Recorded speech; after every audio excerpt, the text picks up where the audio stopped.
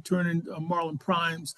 And we got so many topics to talk about today. But before I get started, I'm hoping and praying for the best result. We have a forecast that predicts about 10 inches of snow in frigid weather. That's a dangerous combination. And I experienced firsthand, I don't know about you guys, went out to go shopping last night to get a few items. And much to my surprise, the shelves in the store were empty. I've never seen that before. And so what I did this morning, I went back to the grocery store, two grocery stores, and the meat section were closed and empty. And so somehow people got miscommunication, I guess, that we're going to be snowed in for a month or so the way they're buying grocery. And but what I need to start off with today is something very fundamental. Because of this increase in temperature, in part, and there's various economic factors, your gas price is going to be up. When you next see your bill, it's going to be shockingly high. The price of natural gas went up 60% in the last couple of weeks. And so when you get your next gas bill, or maybe, I'm not sure how it's going to affect the electric bill, it's going to be shockingly high. And so you need to brace for it and start setting aside extra quarters every day, because your gas bill is going to be shockingly high when you get it next month, according to the forecaster. Now, I looked at that. I've never seen at any point in time in our history that gas prices escalated 60% in a 2 weeks time period. So just brace yourself. Now, my superstar panel, where we start today? Attorney Banks, where you at?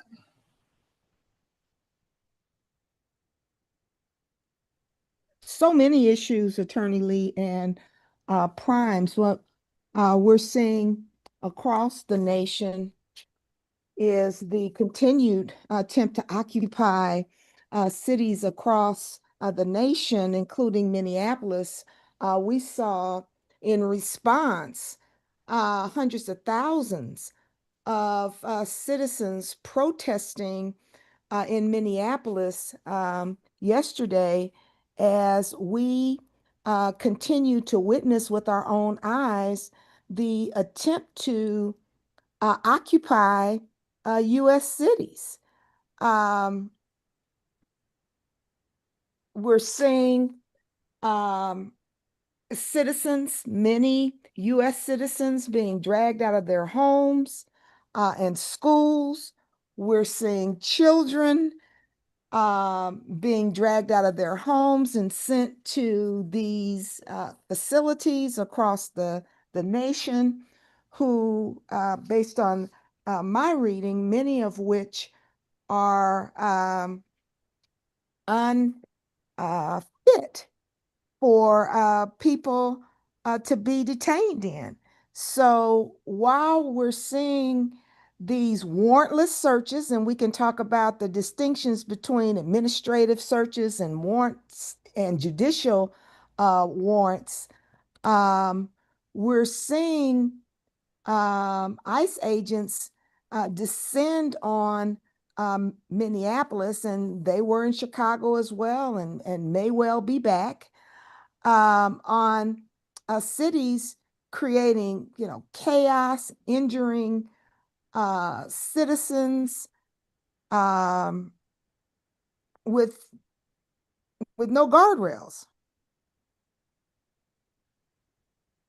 Well, one of the things I thought was sad was Renee Macklin Good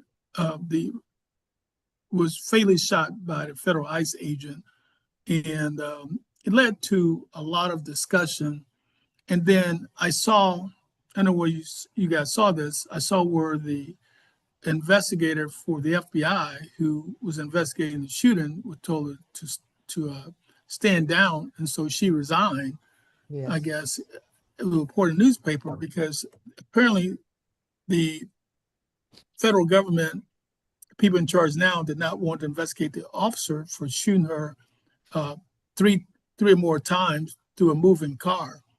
And for the benefit of our audience, almost every case I've ever done, I've never seen a city that had a policy that allows police officers to shoot at moving cars. And the reason you don't is that if you strike the person in the moving car, then it creates a greater probability to cause mass casualty, particularly in an urban setting. Like, for example, if in Renee Good's situation, after she was shot, the car suddenly accelerated and struck another car. Well, it could have missed the car, drove into somebody's house and killed somebody inside the house, or run head on and hit another car, because you have a person who's dying or dead who have no control of their physicality. And so it could result in much more significant injuries and death. So that was the biggest, number one concern I had. But the second concern is that it was a slow moving vehicle, looked like 2, 3, 4 miles an hour. And they were saying the people were complaining about whether or not it's touched the officer or not. But my question is, why is he stepping towards the car, in front of the car, a slow moving car in the first place? Why didn't he just simply step to his right to let the car go by and not kill someone? So that's going to be an interesting case. And I think that I noticed that the family hired a lawyer, the one that was involved in the Florida case. And I suspect that at some point in time, there should be a favorable trial outcome or large settlement to the family at some point in time in the future. Yeah, well, good morning, everyone. Certainly, everyone stay warm during this very frigid temperatures over most of the country. Yeah, I think in terms of the issues of ICE, I mean, they're very deeply troubling. You know, one of the things that your audience, Nathaniel, should understand is that irrespective if you're undocumented or you're not a U.S. citizen, case law indicates that you are entitled to due process. And that means, you know, having an opportunity to understand, you know, what are the charges against you and have a reasonable opportunity to address those charges. So one of the problems is that that's not being done. And I think, you know, there have been cases, the Abrego case, went back and forth to the Supreme Court, and even the conservative court indicated that all individuals are entitled to due process. And so it's really astounding that, you know, the department would even take the position that individuals are not entitled to that minimum, modicum of due process.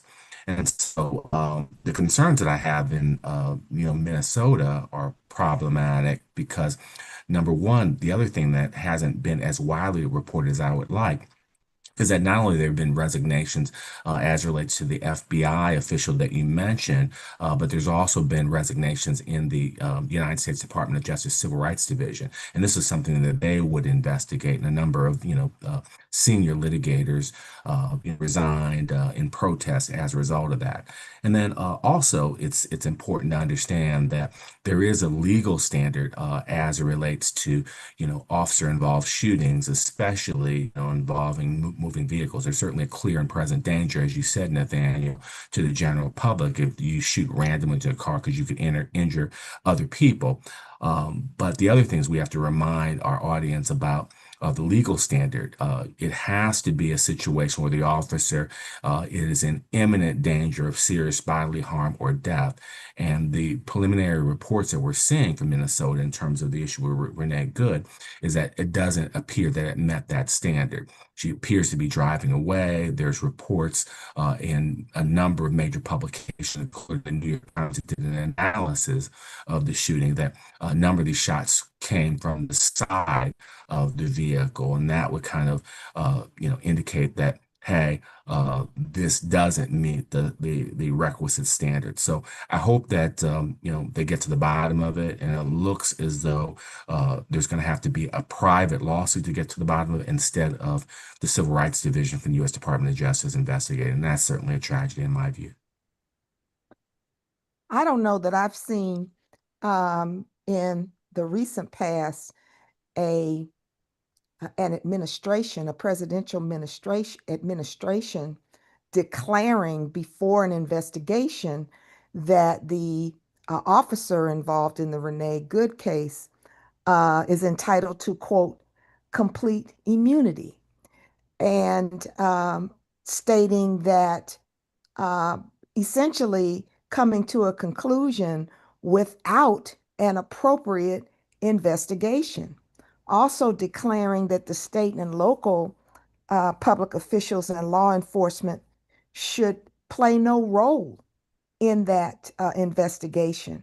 And certainly, as we're discussing these ICE raids continuing across the country, and this massive uh, de deployment targeted at uh, predominantly sanctuary cities, we know that these efforts should be coordinated with local law enforcement, that the ICE agents, in terms of what I'm reading, have not been properly trained in crowd control and de-escalation, and that we're not seeing the type of coordination that we should be seeing, in this situation.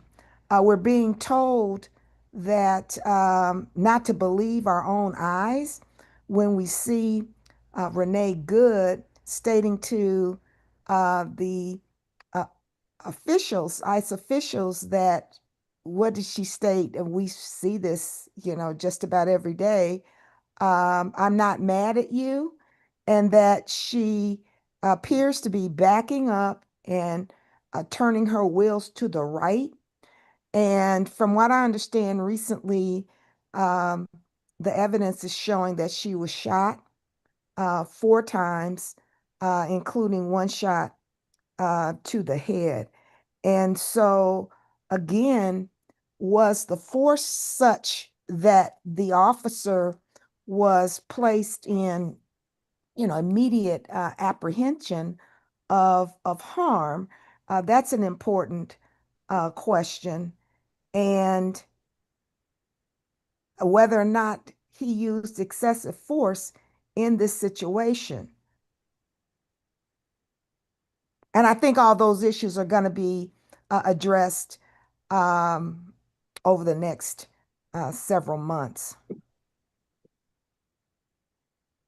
Well, it's going to be fascinating, but it seemed like the tone from the Justice Department is to protect what appears to be unlawful use of deadly force. And it's a sad commentary in the American justice system when people who commit harm of this magnitude aren't subject to regular laws. And it's a dangerous path that we're taking because we can't allow execution of citizens in such a blatantly wrong fashion. And so I'm just hoping and praying that our justice system holds and hold people accountable for what appeared to be clear misconduct. There were, when looking at each of the video angles, the officer take one step to his right and he's out of harm's way. And I'm trying to figure out, why does he think it's a good idea to walk towards a moving vehicle in the first place, which makes no sense to me. And then the comments he made after he shot this woman, right, I thought was terrible. So I didn't like any of that, quite frankly. And I just thought that it was excessive use of deadly force, and he should be held accountable. Hopefully one day he will.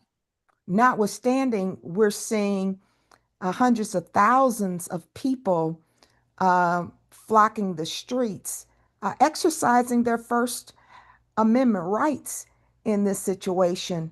And we're seeing average, everyday citizens that are, unfortunately, it's coming to putting their lives on the line in order to exercise and protect fundamental First Amendment freedoms in this country, all in an attempt to be silenced, unfortunately, by this administration. But the people are relentless in stepping up and asserting that enough is enough, and protesting the violation of constitutional rights in this country as we're witnessing across this nation.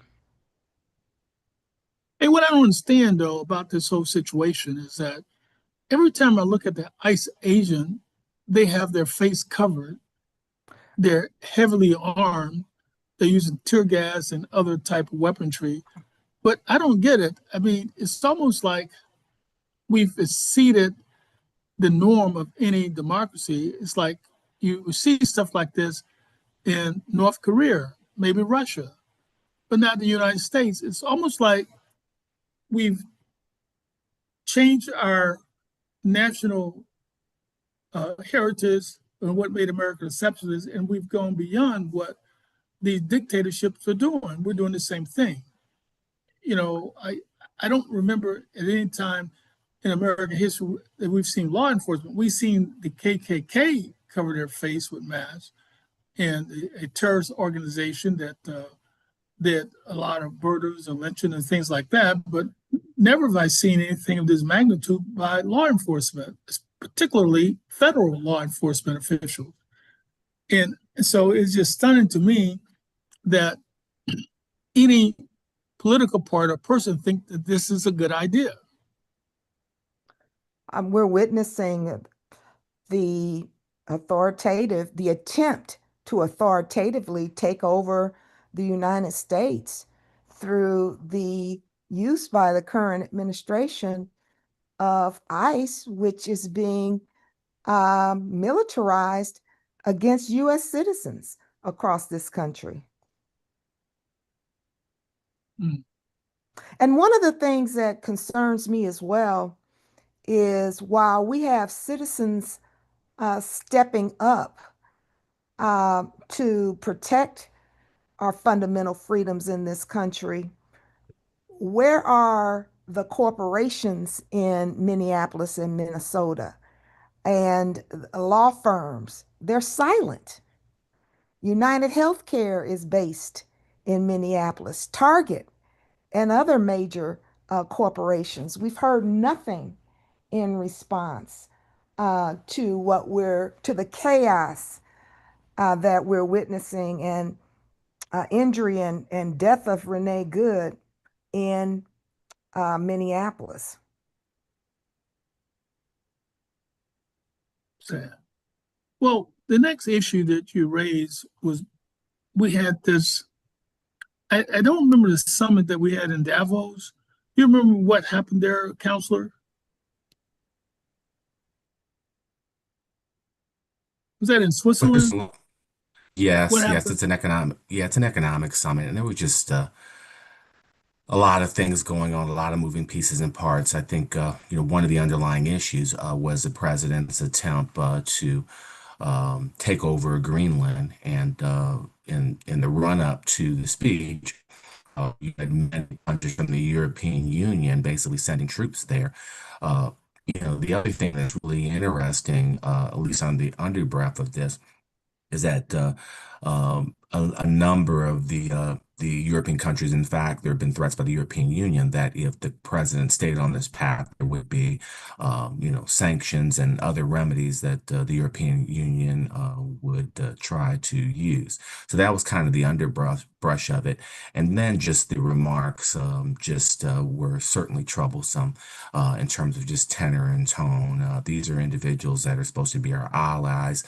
Part of this, process and summit is to work together, and we didn't really see any of that in the comments. So certainly problematic, because what we want from a president is we want building alliances, making sure that our markets are open so that there's more job opportunities for American companies, and we just unfortunately did not see that. We just saw behavior that in my view is inappropriate, and certainly not a shining moment for the country in my view. Well, I don't understand one aspect of this whole situation that makes absolutely no sense to me. There was widespread imposition of tariffs. The rural areas voted heavily Republican. The rural areas also have the farming interests and cattle interests and things like that. When tariffs are imposed on certain countries, they buy their farm goods from other countries.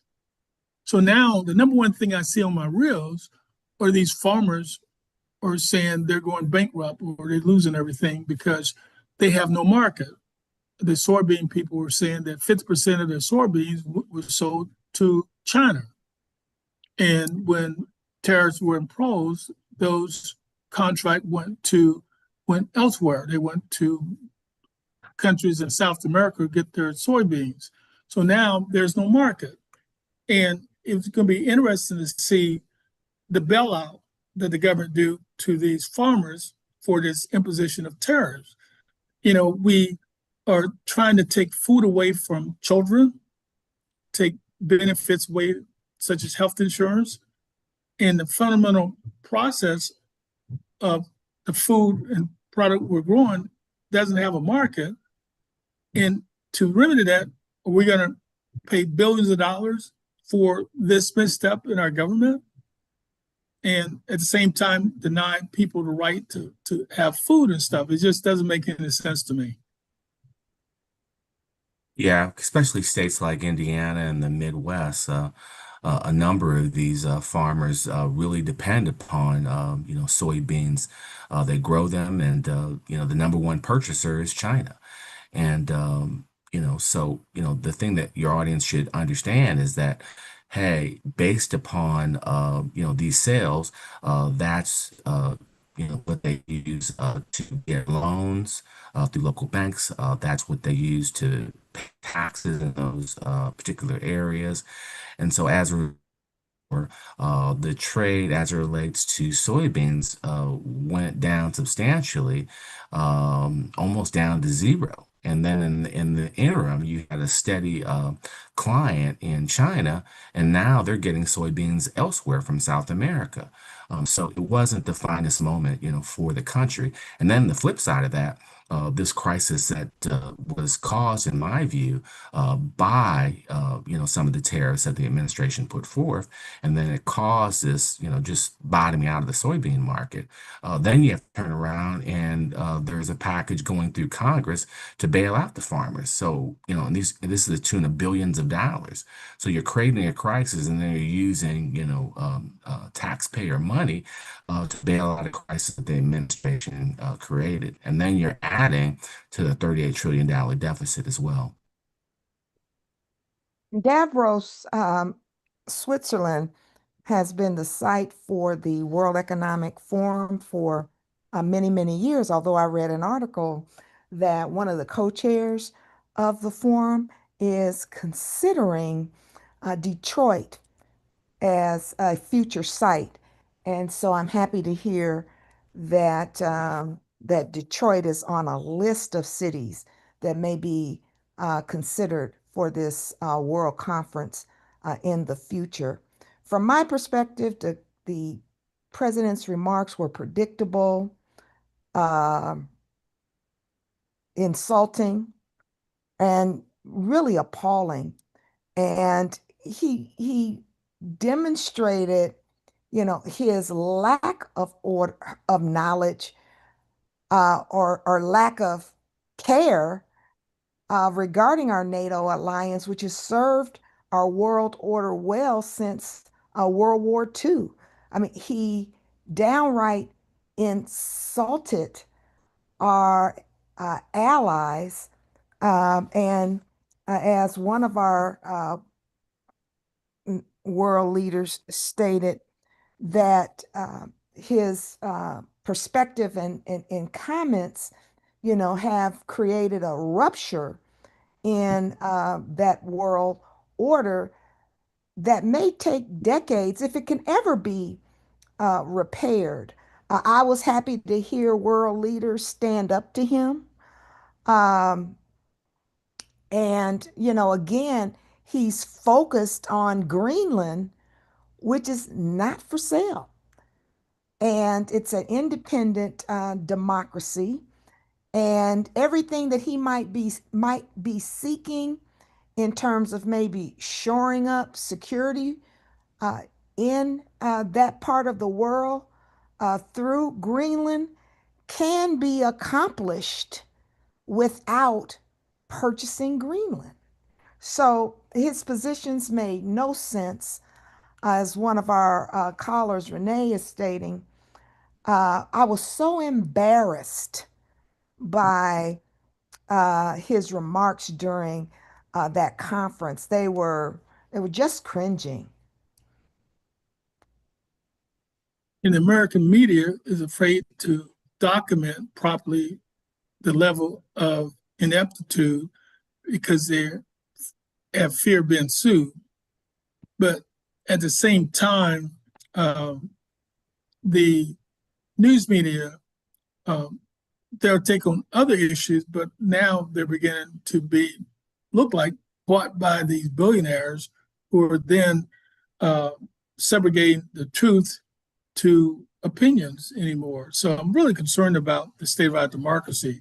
But Attorney Prime, you also had mentioned they're still going after the history in America of slavery and stuff. What's going on in Philadelphia on this issue? Yeah, this is really deeply troubling. What is going on is a couple of things. The president issued an executive order against diversity, equity, and inclusion, and caused a lot of institutions to review their policies and procedures and the information that they're putting forth.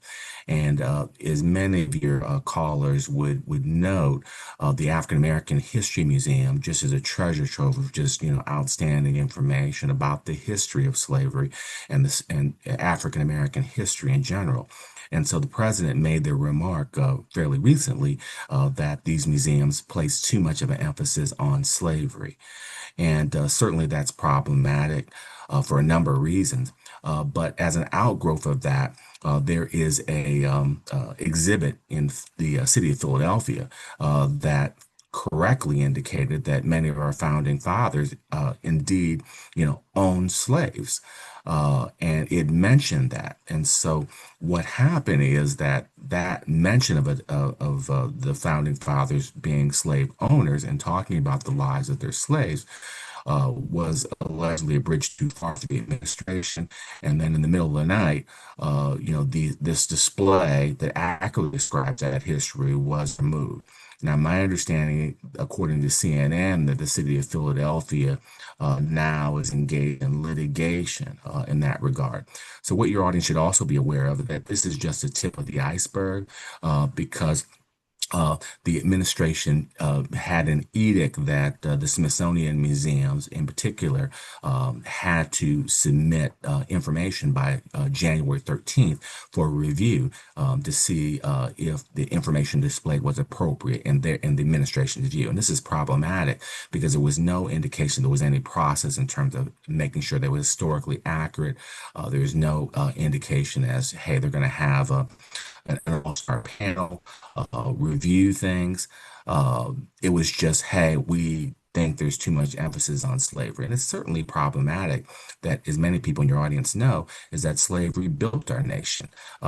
Before the Civil War, slaves were the most valuable commodity that the United States had. And this was and so, and then we fought a civil war because of slavery. So to somehow say that, hey, this should be separated from the history of our nation is problematic in my view. And so I hope that, many people across the country, especially when we celebrate Martin Luther King Day, and then we're on just a few weeks of celebrating Black History Month, that really people rise up and indicate that, hey, powerful and good nations, they don't run from their history. They recognize it and they try to overcome it and do better. So we're going to see where this kind of leads us, but I think it's something that we all need to pay careful attention to. It is unacceptable for a president to determine what history they're going to share with the American public. And we see on almost a daily basis, um, for example, in this case, the exhibits in the George Washington's, there's an exhibit depicting his home. and it's a display at the president's house site that, one day the exhibit is up, the next day it's down. So who's authorizing these people to come in, under the cover of darkness and remove um, history? It's clear that George Washington, the first president, owned slaves, but the president, through an executive order, which is not law, does not have the authority to dismantle a slavery or an exhibit depicting slavery, at an Independence National Historical Park. And so the city has filed a lawsuit in federal court, naming the U.S. Department of Interior and its secretary as defendants, and they're seeking a court order requiring the exhibits to be restored while this case um, resumes. As well, they should.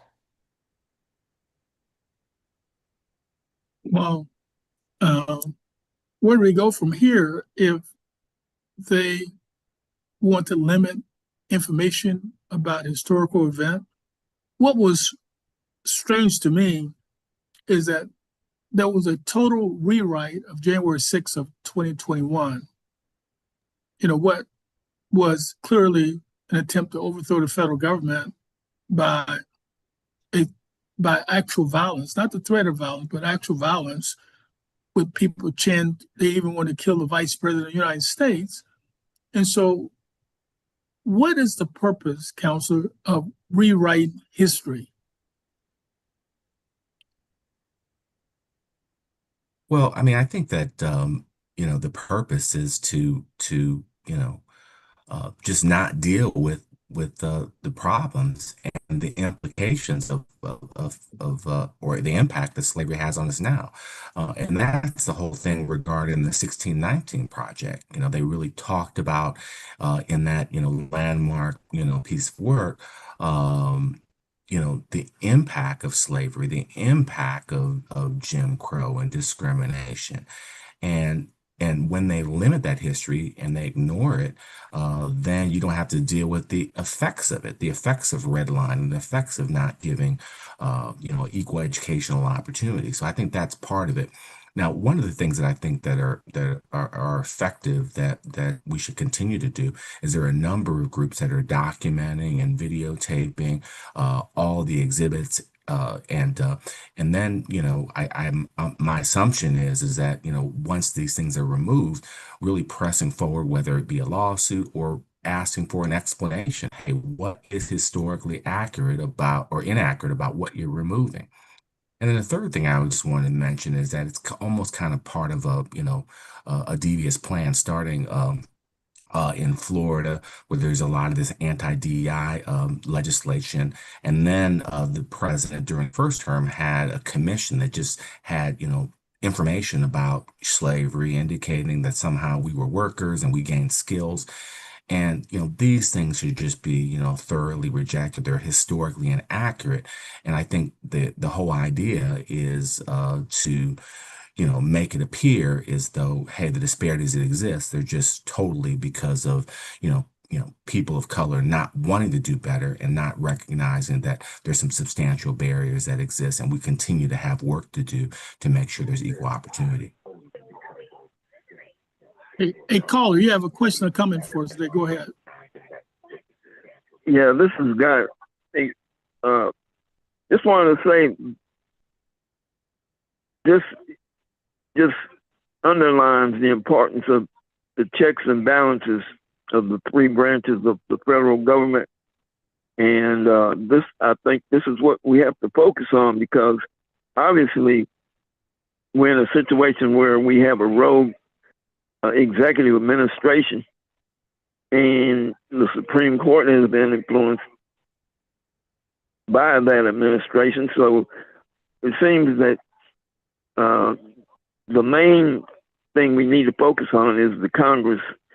Right now, the representatives favor the Republican Party and those that are aligned with the Trump administration. So that just underlines, I think, the importance of the November 2026 elections.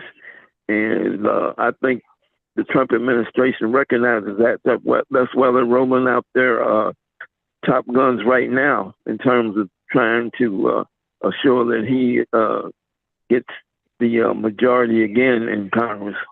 But I think we definitely have to recognize that this is one of our main weapons that we have to embellish, I guess, and make sure that we're ready to get a majority of those people that have good sense and govern themselves accordingly. And I think, again, as I mentioned on one of the earlier programs, I think this is a bonus for those of you who are in the legal profession, because right now that's just about what we have in terms of fighting these crazy ideas. And I think that I saw an interview that maybe the listeners can pull up on the social media. The mayor of Chicago, Brandon Johnson, was interviewed by Margaret Hoover. I think it's a great interview and sheds a lot of light on what's being done to try to counteract this craziness. Wow. Well, Guy, the problem is we have a dual political system in America. And for about the last, 30, 40 years, the system has worked pretty well, for the most part. Last time 47 was in office, there were some guardrails. Now, we don't have guardrails.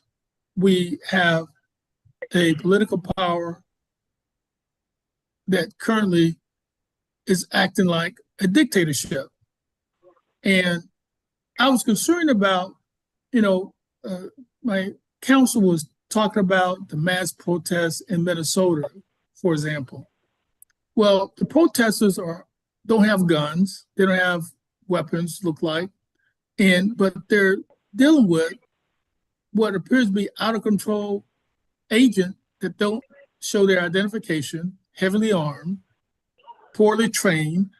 And I'm concerned about that because any right-minded person should look at that situation and say, this is not a fair fight. If one person got guns and weaponry and the power of the federal government behind it, what rights do the citizen have? Have been abrogated by this powerful force that have penetrated our life with no guardrails? I mean, Guy, is a scary thought, Guy. Well, I agree wholeheartedly, and like the old cliche says, the power of the pen is mightier than the power of the sword, and we have to utilize the power of the pen and the voice.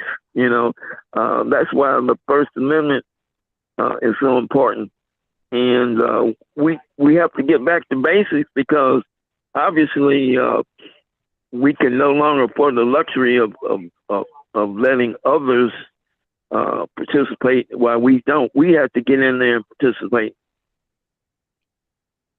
Well, I think that the number one way that we obtain relief is then in the midterm. If we were to get 90% participation from people in our community, I think we'll be okay. The current amount is probably less than 40%, and that's why, in part, we're in this predicament we're in now.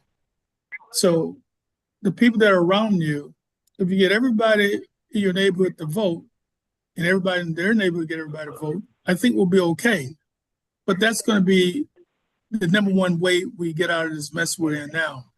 We have to vote our way out. We're not going to be able to protest our way out of this mess, or because these people are heavily armed, poorly trained, and were putting themselves at risk and without any chance of success, because we see a lady get shot in my mind, it was at minimum manslaughter, and the agent should have been charged, and there's no accountability.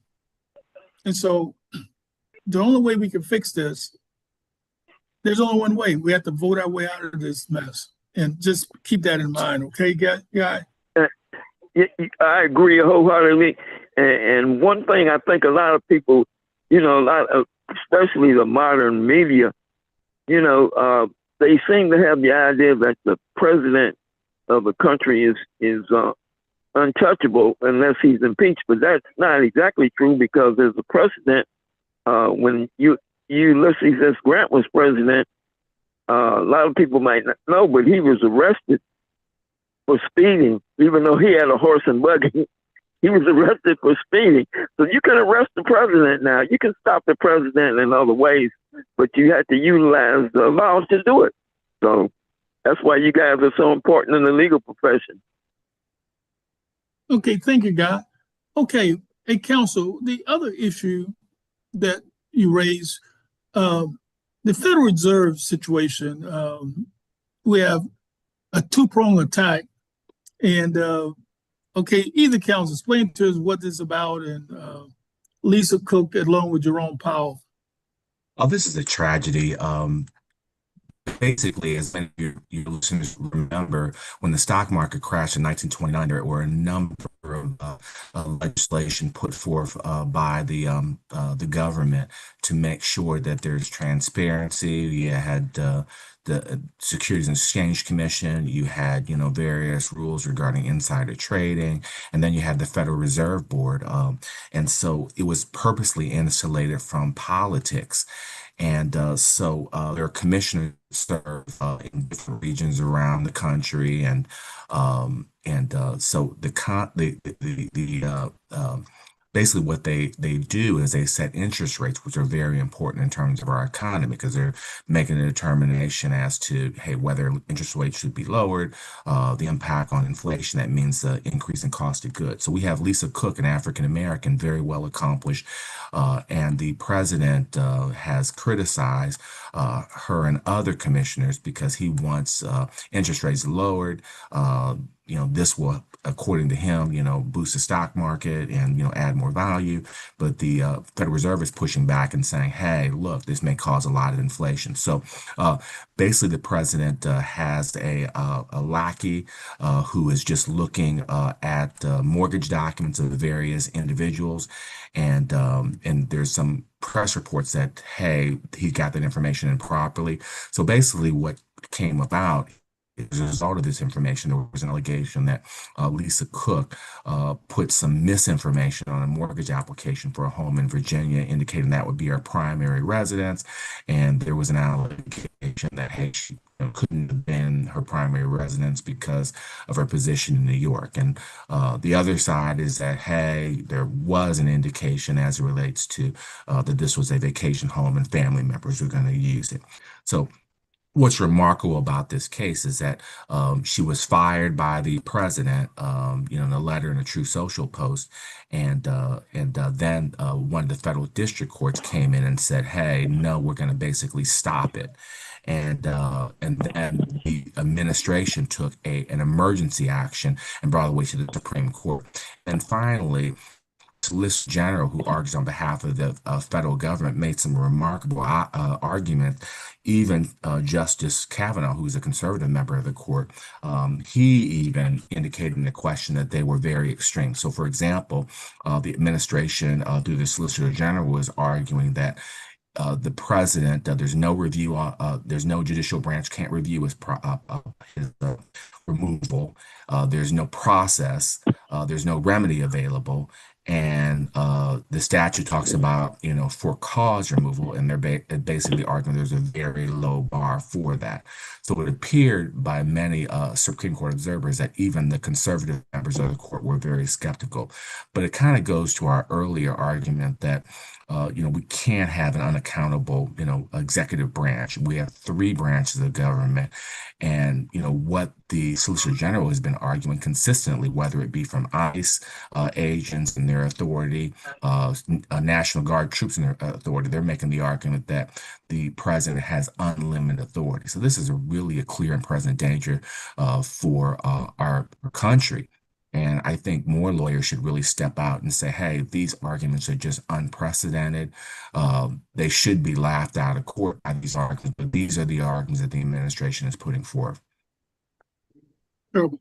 And Okay, again, my Carly. question is, where are the Go ahead. lawyers?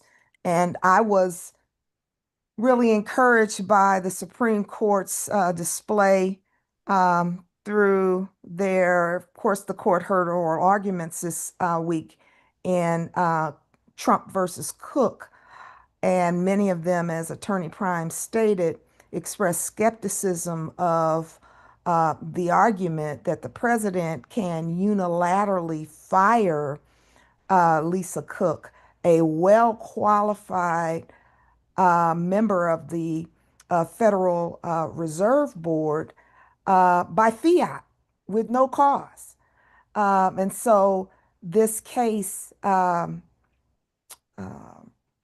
addresses a number of important legal issues, including, first and foremost, the president's power to fire heads of and members of independent agencies. We see that an investigation has been recently opened against Federal Reserve Board Chair Powell. And this is the president's personal, based on the president's personal frustration with the actions or lack of actions by the Federal Reserve Board. And so another issue is, can he remove members of the Federal Reserve Board? Arguments were also held in a case involving the Federal Trade Commission in December. Statutorily, he can only fire heads of these independent agencies in cases of inefficiency, neglect of duty, or malfeasance, simply stated for cause. And so I was encouraged by the skepticism of the Supreme Court in those oral arguments this week. But what we're seeing, bottom line, is the abolition of the U.S. Congress. And so while we're founded on three branches of government, the legislative, executive, and judicial branch, Congress has totally abdicated its responsibilities and should be a clear focus by our citizens as we exercise our fundamental right to vote. First, in these upcoming midterm elections, here in Chicago, the percentage of voters was estimated in prior midterms as an estimated 22% or less. However, again, I'm encouraged that there's a lot of interest in voting that we're seeing across the state. And it's looking like we may have an increase in the percentage of voting here in Illinois of up to 40-45%. That's good news. Okay, Carly, you have a question or comment for us today. Go ahead. Hi, this is Renee from New York City. Thank you for taking my call.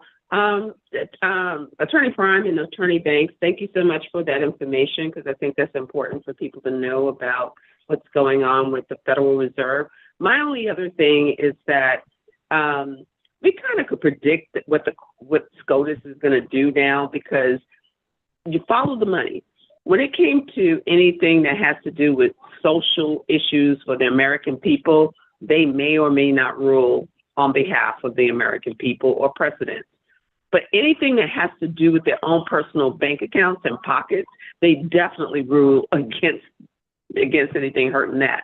So we can all predict that they're going to probably rule in favor of Ms. Cook because they don't want their portfolios messed with. And they know that if they ruled against her, the markets would go haywire and their portfolios would get messed with. So that's one thing. The other thing is, too, it's funny how Powell never stepped up for Cook when she was the one that they were going after. Now that they're going after him, he's all of a sudden is trying to stand up for Ms. Cook when he should have in the first place. But the other thing I will say, too, about what's going on in Minnesota and what's going on in this country, Minnesota is going to be ground zero in the and the actual thing that's going to break Congress. I think Congress cannot let these thugs continue the way they do and continue killing citizens. Unfortunately for white people, they're the ones on the front line right now, and so they're going to be the ones who actually have to take the brunt of this because we've done our job as Black Americans. We tried to warn them in 2024. And we actually some of us are doing stuff behind the scenes to make sure that we save this democracy. But it's going to take Congress to break the fever of Congress to actually rein in these thugs, or else we're just going to be at war with each other for a minute. And that's what I had to say. And I'll listen now. Thank you. Well, see, I'm not sure of how effective the protest is going to be at this stage because I don't see the continuity in attacks by the media. I see that MS now have critical information, but then even some of the other news outlets that used to be more neutral, like CNN, they've taken a more right-wing approach, and along with CBS. And so I'm not sure how, because what a good example, a glaring example was Renee Hood, who was shot by the ICE agent. That was, to me, was clear misconduct, just knowing the basic of the law in terms of use of deadly force. You can only use deadly force when your life is in danger as an officer or the life of another officer. And so it's a very simple rule. And that rule was clearly violated in my mind. So I like to see how effective this is going to be, particularly in the midterm. I know Council Banks, you're very encouraged by that, but I don't want to be skeptical about it, but I like to see the results because now voting in the midterm become our saving grace. But, I'm still nervous about it because it seems like it's just not resonating with people how dire situation we're in. Well, can I say something, Attorney Lee? Yes, as far as, I'm sorry, I'm just a citizen and I'm just watching what my people are saying, and I got a social media following. And so what I'm seeing is that the mainstream media is not covering all the successes that we have. And what I mean by that is that there have been tremendous gains that we've gotten. There are states that we have Democratic supermajorities in, that legislature in, that we didn't have before. There have been ruby red states that have swung 54%, if not more, 30 to 54% towards the left. We are seeing so many gains. Nobody thought Zohran Mamdani was going to do what he's done, or New Jersey, or Pennsylvania. So what I'm saying is we have, and that's why this administration is panicking so badly and why they're using force, that they didn't anticipate that. The polls are not capturing how mad and pissed off Americans are. So my personal belief is that we're probably going to do better in the midterms than most people are giving us credit for, because there is so much underlying swing that we're not capturing. As far as the media is concerned, people are not just getting their news anymore from the mainstream media. CBS has lost a lot of viewers. They're going on TikTok, they're going on YouTube, they're going on social media platforms, they're going on outside news that's not in America to get the full story. So I think I'm agreeing with Attorney Banks that I think there is something that mainstream media is missing because they're too busy trying to do the clickbait stuff or trying to be popular with Trump's regime. And so I think that we're going to do a lot better.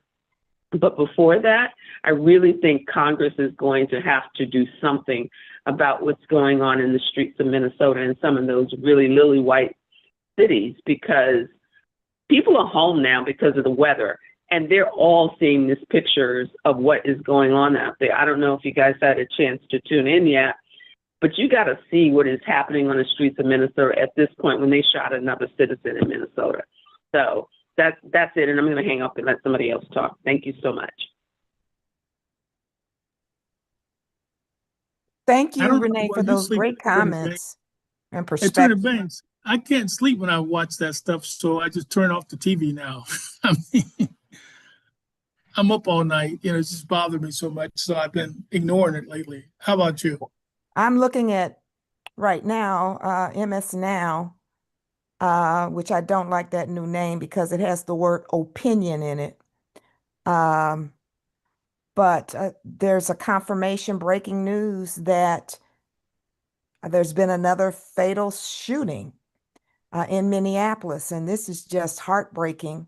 And we're looking at just regular citizens, protesting, attempting to exercise their First Amendment rights and putting their lives on the line for freedom and democracy. There was no I think you're reason to escalate the tension and chaos in Minneapolis by having 2,000 additional ICE agents descend on Minneapolis this week. This just doesn't make any sense. Attorney Lee? I just saw that news flash too, that there's a shooting. That's so sad. Oh, terrible. What were you saying, Attorney Prime? Yeah, I mean it's just very heartbreaking for all the reasons that we've talked about. But I think what's going to have to happen is that not only are we going to have to get people out to vote, but we're going to have politicians that are going to follow Mandani's example in New York City and really articulating what is going to be done to make the lives of people better.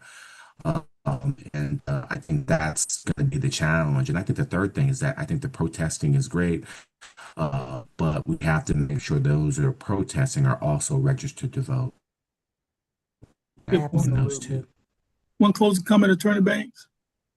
I wholeheartedly agree with President Prime's final comment, and that our work is to educate, mobilize, and turn out the vote during the midterm elections. Well, to all the audience, we're seeing a lot of different things transpire, but the solution is very simple. As a citizen, now more than ever, you must vote, get your friends, your relatives, your family, your neighbors. We got to vote like we never voted before. Your life may depend on it. Thank you, and I look forward to talking to you next Saturday. Take care, everyone. Stay warm. Bye-bye.